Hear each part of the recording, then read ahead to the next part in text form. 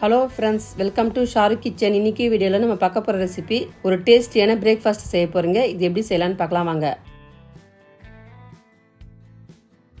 Breakfast செய்ய தேவையான பொருட்கள்: 100 கிராம் மெலிசான சேமியாவை எடுத்துக்கலாம், அரை கப் ரவை, பொடியாக கட் பண்ண 2 பெரிய வெங்காயம், துருவின கேரட் 1, பொடியாக கட் பண்ண கொத்தமல்லி, பொடியாக கட் பண்ண ஒரு பச்சை மிளகா.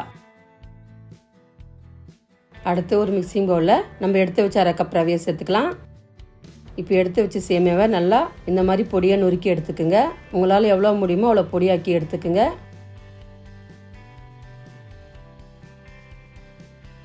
நம்ம பொடியாக்கி வச்ச சேமியாவை அரை கப் அளவு எடுத்துக்கலாம். இப்போ ரவையில் சேர்த்துட்டு 1/4 கப் தயிரை சேர்த்து 1/4 கப் தண்ணியை சேர்த்து நல்லா மிக்ஸ் பண்ணிக்கலாம்.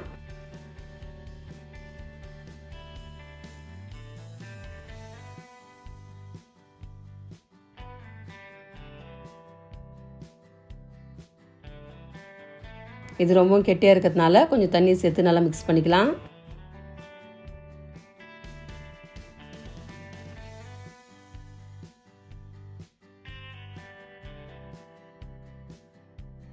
இந்த அளவுக்கு நல்லா மிக்ஸ் ஆனதும் இப்போ மூடியை போட்டு மூடி 10 நிமிஷம் அப்படியே ஊறட்டுங்க.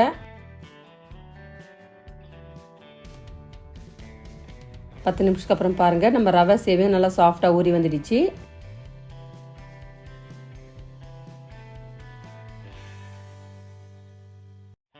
இந்த சமயத்தில் நம்ம பொடியாக கட்டின வெங்காயத்தை சேர்த்து வெங்காயத்தை நல்லா க்ரஷ் பண்ணி சேர்த்துக்குங்க. பொடியாக கட் பண்ண பச்சை மிளகாவும் சேர்த்து, பொடியாக கட் பண்ண கொத்தமல்லியும் சேர்த்து, துருவின கேரட்டையும் சேர்த்து, அரை டீஸ்பூன் சால்ட்டு சேர்த்து, 1/4 டீஸ்பூன் வறுத்து சீரகப்பொடி சேர்த்து நல்லா மிக்ஸ் பண்ணிக்கலாம்.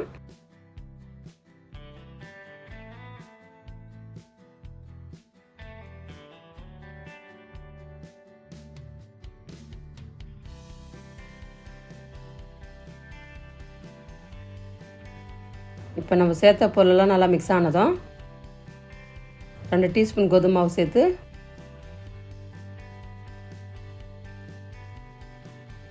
அரை டீஸ்பூன் தனி மிளகாய் தூளை சேர்த்து, கூடவே 1/4 டீஸ்பூன் மஞ்சள் தூளை சேர்த்து நல்லா மிக்ஸ் பண்ணிக்கலாம். இப்போ கொஞ்சமாக தண்ணியை தெளித்து நல்லா மிக்ஸ் பண்ணி எடுத்துக்கலாம்.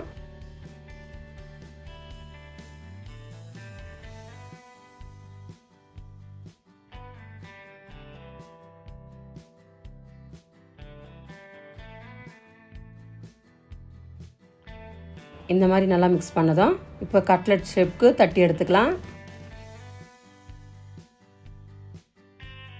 இந்த மாதிரி உள்ளங்கையில் வச்சு கட்லெட் ஷேப்க்கு தட்டி எடுத்துக்குங்க. இப்போ மீதமுள்ள சேமியாவில் நல்லா டிப் பண்ணி எடுத்துக்கலாம்.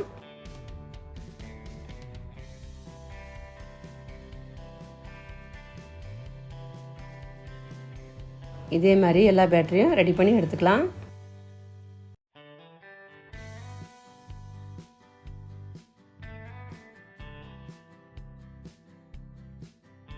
இந்த மாதிரி ரெடியானதும் இது அப்படியே இருக்கட்டும். அடுத்து ஸ்டவ் ஆன் பண்ணி ஒரு பேனை வச்சு பேன் சூடானதும் 3 டீஸ்பூன் எண்ணெயை சேர்த்து, எண்ணெய் நல்லா சூடானதும் நம்ம ரெடி பண்ண கட்லெட்டை ஒவ்வொன்றா சேர்த்து நல்லா ஃப்ரை பண்ணிக்கலாம்.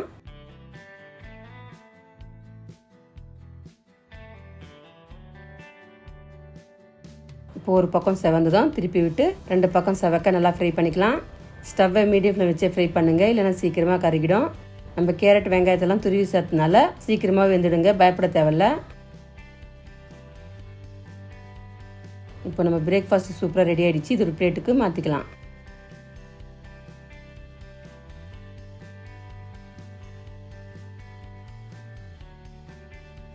இப்போ பாருங்கள், நம்ம பர்ஃபெக்டான பிரேக்ஃபாஸ்ட் ரெசிபி சூப்பராக ரெடி ஆகிடுச்சு. இது சாப்பிடும் டேஸ்ட்டாக சூப்பராகவும் இருக்குங்க.